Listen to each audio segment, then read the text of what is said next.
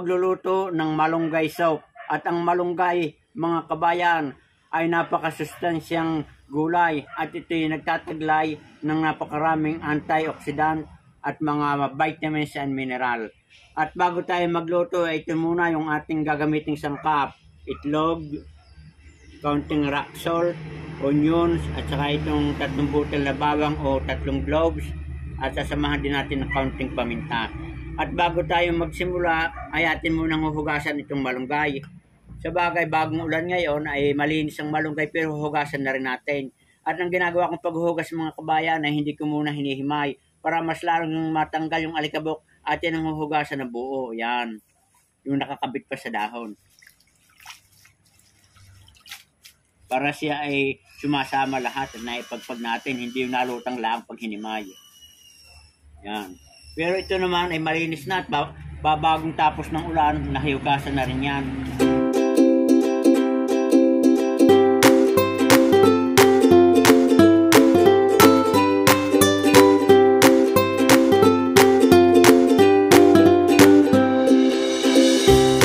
Ating umpisa na ang pagluluto. Ating munang lalagyan ng 4 na basong tubig.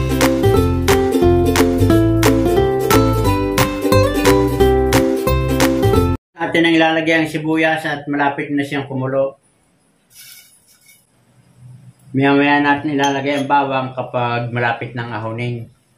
At kay mapapansin ninyo, nag-iba yung ating pwesto dahil malakas ang ulan sa labas ay pumasok na kami din sa loob. Kaya nagbago yung ating pwesto. Kumukulo na ang ating tubig. At yan ang ilalagay itong bawang, ating malunggay.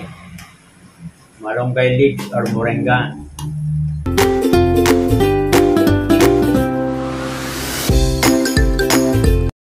Lalagyan natin ng kaunting asin para pagpanama na yung lasa. Tapos sasama natin itong itlog. Yan. Itong mga sangkap na ito mga kabayan ay namana ko pa sa aking magulang no, kay maliit pa. At ito ay pwede rin nating iulam sa kanin. May supas na kayo, may pang-ulam pa sa kanin na napakasustansya. Pakulo natin ng mga 2 minuto. At yan ang bubuksan mga kabayan. Tama-tama na ang timpla. Atin ang papatayin ng apoy.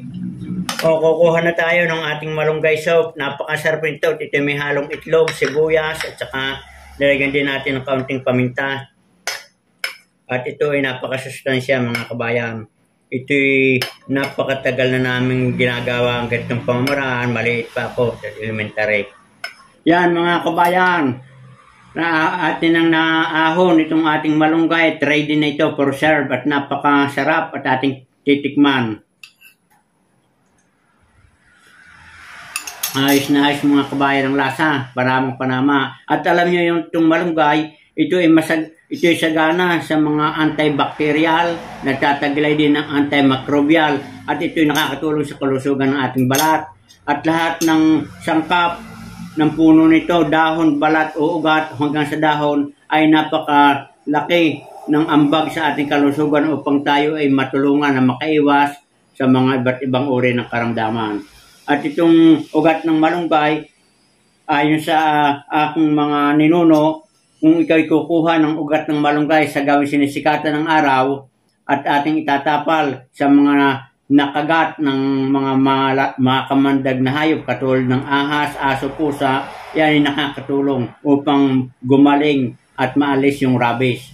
At itong malunggay mga kabayan ay nagtataglay din ng mga potassium at yung iba-iba pang mga micronutrients na kailangan ng ating katawan. So yan, atin na kung titikman na ulit at napakasarap. Mga kabayan, hanggang dito na lamang at sana'y nagustuhan ninyo ang video na ito. At kung inyo nagustuhan ay pakishare na lamang para marami ang matutunan ganitong pamamaraan ng ating paggagawa ng supas na malunggay.